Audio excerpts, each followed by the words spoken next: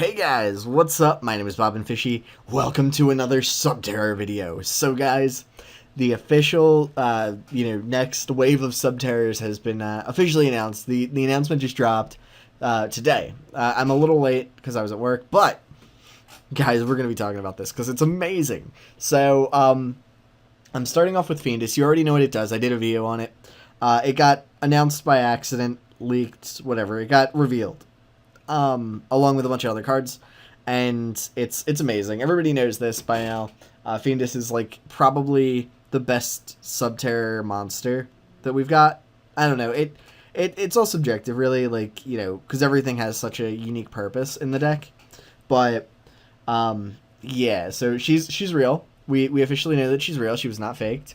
So that's awesome. Look at that. Oh, it's so good looking. And yeah, we're gonna be looking at the other stuff. So we're going to scroll up really quick.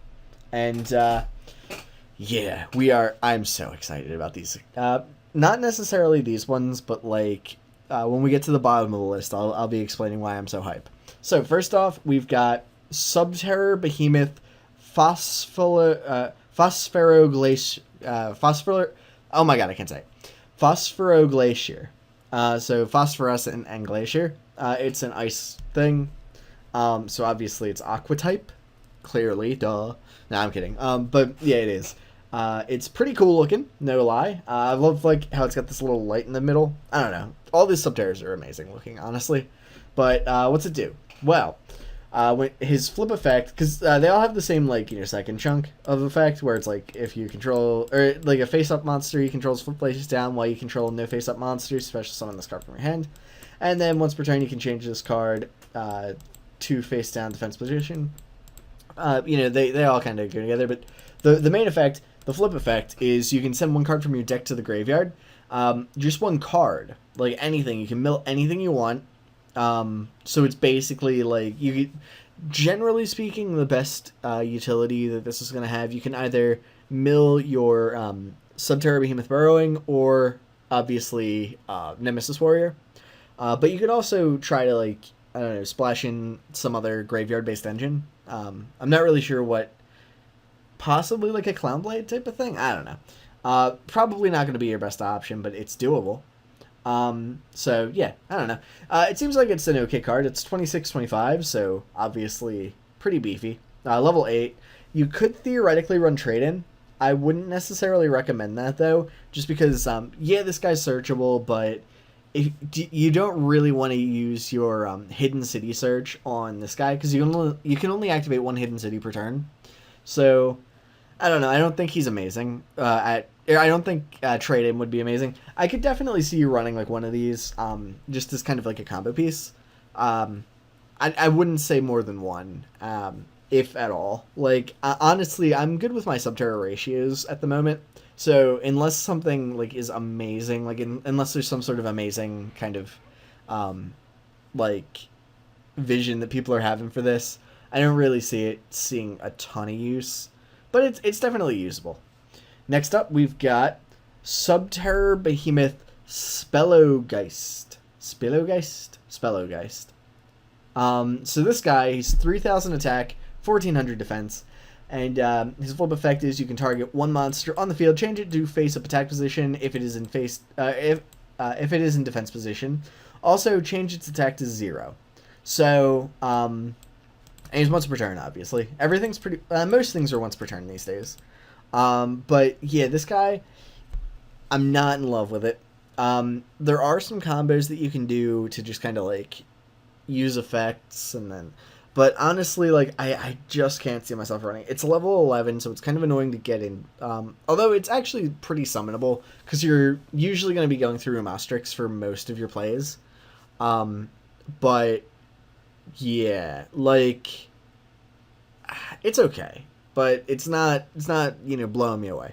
What it does do, though, I will say this.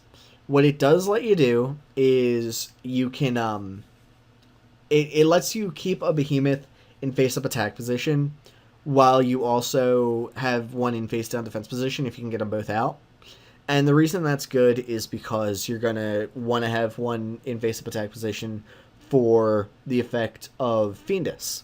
So theoretically, I'm guessing that's what they're going for. Like, because you always want to kind of, at the moment, you always kind of want to have one face up as well as one face down, so that you can like do some flippy shenanigans.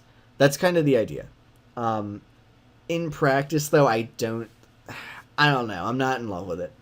It is a fiend type. I don't know if that's relevant. I don't think that's relevant, but it might become relevant at some point. So keep that in mind. But here we go, guys. The big card that like is amazing, and the art on it. I'm just gonna scroll up. Don't look at this part. There we go. Look at the art on this. You got freaking Nemesis Warrior right in the front, like looking amazing. Got Defender right here. He always looked cool. He's not very good, but he looks cool. You've got Archer over here with like an upgraded bow, launch and stuff, and then right here Fiendess. She's casting some spells, and they're taking down some behemoths. Honestly, this is like awesome looking. So let's go and check out what this thing does. Subterror Final Battle. So it is technically a Subterror card. I don't know if that's relevant on traps, but I don't think it is, but you know. Normal trap card. When I read this, I was like, aw, man, it's a normal trap card. So I was assuming that it was going to be like a Ghost Trick Scare. And it kind of is, but it's different, and it's better. Now, I don't actually run Ghost Trick Scare in my Subterrors. I run Go Round instead. I honestly, like, Scare's okay, but the problem with it for me is that you can't attack, because it flips them to face-up defense position. So you can't attack with them when you do it, and that is kind of problematic for me. Just because, like, I like using Go Round to OTK. Or not OT. Well, I guess it's an OTK. Like, it takes a little setup, but, like, if you have it, you can put stuff on board, attack with it, then use a Nemesis Warrior, send both it and, like, you know, another card to the graveyard, summon, like, you know, whatever, flip it, or, you know, Go Round, flip it, summon back your Nemesis Warrior, attack with both of them, and that you can usually OTK with that, and it's super amazing. So I don't like Scare because you can't do that. This is different. So, Subterror Final Battle, normal trap card. Activate one of these effects. Also, after that, set this card face down instead of sending it to the graveyard. Okay. Right there, better than Ghost Trick Scare. Set it face down instead of sending it to the graveyard. So it's a trap you can use every turn, but it's not a continuous trap, so your opponent can't like MST it to negate, which is really, really relevant. So that's cool. Let's see what it does.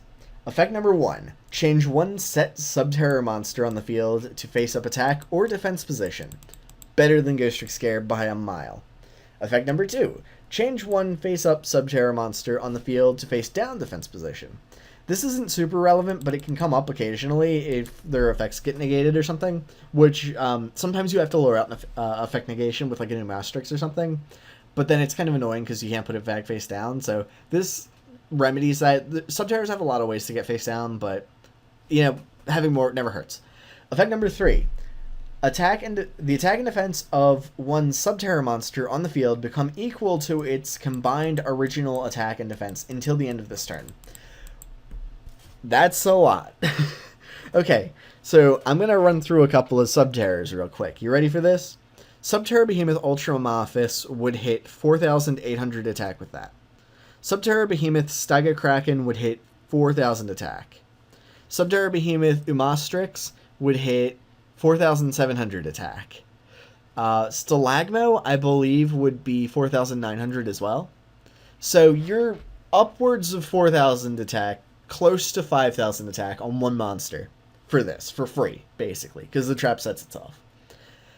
That is literally one of the most insane, like, wow, it's like a limiter removal almost.